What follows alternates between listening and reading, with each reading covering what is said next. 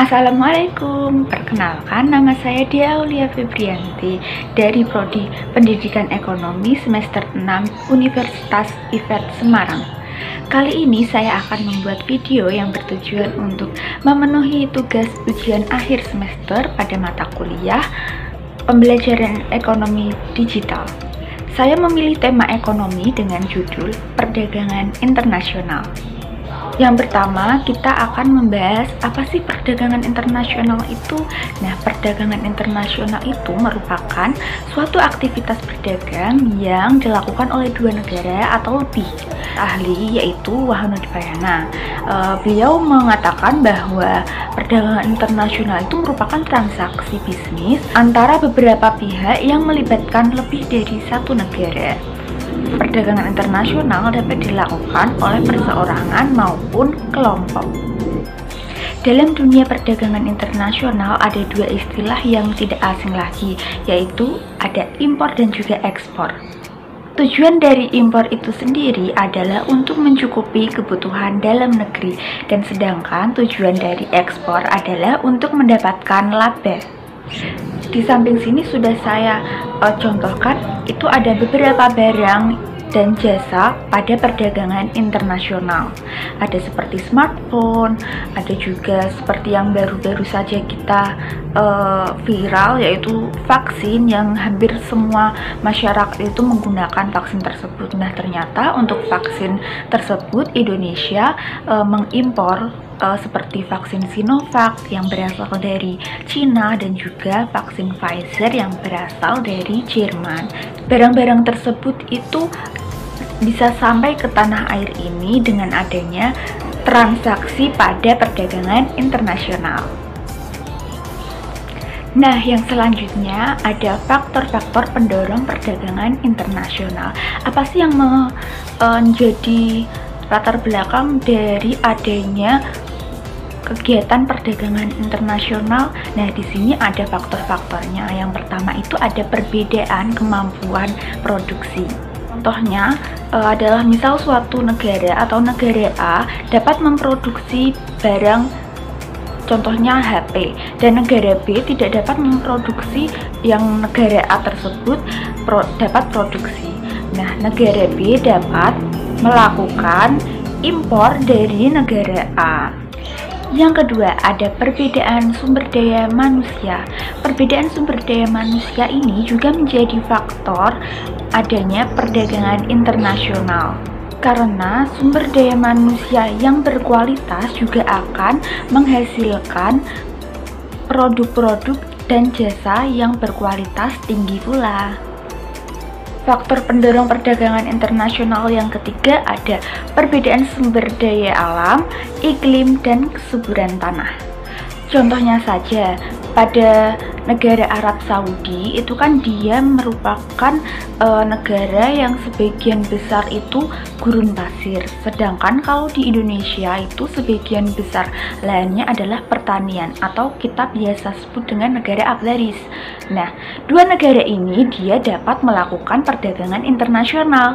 Contohnya, Arab Saudi dapat mengimpor dari negara Indonesia, yaitu dalam produksi berasnya, dan kalau Indonesia dapat mengimpor dari Arab Saudi, yaitu sumber daya alamnya yang terkenal dari Arab Saudi, yaitu minyak buminya.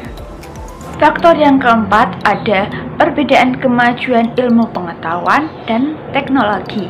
Nah, contohnya pada negara Jepang. Negara Jepang tersebut itu kan dia lebih unggul dalam produksinya seperti mesin-mesin karena dia juga tingkat ilmu pengetahuan dan teknologinya tinggi.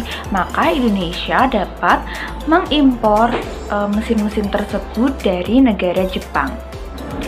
Yang kelima, ada kesamaan selera atas suatu barang.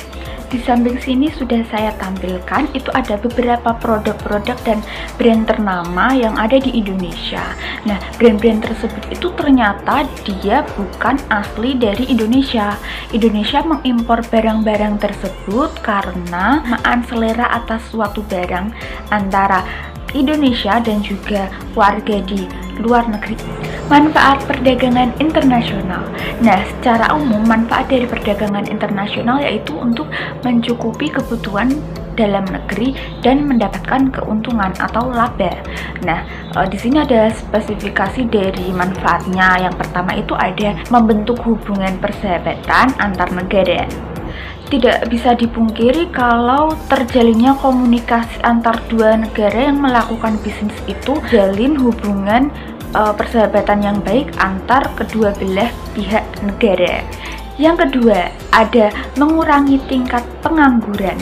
Nah, dengan adanya perdagangan internasional, maka dapat membuka lowongan pekerjaan dan juga seperti industri-industri. Nah, pembukaan lowongan pekerjaan tersebut itu secara signifikan dapat mengurangi tingkat pengangguran dari negara tersebut. Yang ketiga, dapat meningkatkan kemakmuran negara. Dengan adanya perdagangan internasional dan juga dibukanya lowongan pekerjaan, maka negara itu dapat makmur dengan adanya pendapatan yang seiring berjalannya waktu itu meningkat, dapat memenuhi kebutuhannya dan juga dapat hidup secara layak.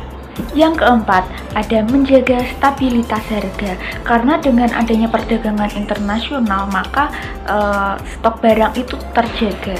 Jika stok barang itu terjaga, maka harga di pasaran juga akan cenderung lebih stabil. Nah, selain ada manfaat-manfaat dari perdagangan internasional yang sudah saya jelaskan tadi, ternyata ada juga loh hambatan-hambatan dari perdagangan internasional, yaitu yang pertama ada perbedaan mata uang. Dengan perbedaan mata uang, maka suatu negara harus menyamakan dulu mata uang yang dimiliki dari masing-masing negara supaya dapat diterima oleh negara yang melakukan transaksi. Yang kedua, ada perbedaan bahasa. Dengan perbedaan bahasa, maka di sini akan ada hambatan dari perdagangan internasional sendiri. Jangankan pada antar negara, untuk antar daerah saja, jika berbeda bahasa, maka kita juga akan merasa kesulitan untuk melakukan komunikasi untuk transaksi yang akan kita lakukan. Hambatan perdagangan internasional yang ketiga adanya konflik atau perang yang dialami oleh suatu negara.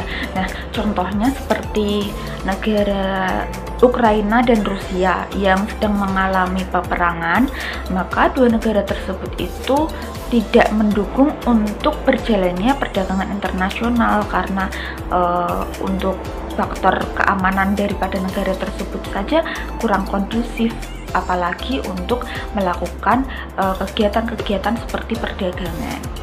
Nah, tadi kita sudah membahas mengenai pengertian dari perdagangan internasional, ada faktor-faktor yang menjadi pendorong adanya perdagangan internasional, manfaatnya, dan juga ada hambatan-hambatan yang dialami pada saat perdagangan internasional. Jadi setelah kita bahas penjelasan mengenai perdagangan internasional tadi, maka kita bisa simpulkan bahwa perdagangan internasional dapat mempengaruhi tingkat dari perekonomian suatu negara. Cukup sekian video pembahasan saya mengenai perdagangan internasional. Semoga videonya bermanfaat bagi kalian semua. Jangan lupa di like, komen, dan juga subscribe. Terima kasih. Assalamualaikum warahmatullahi wabarakatuh.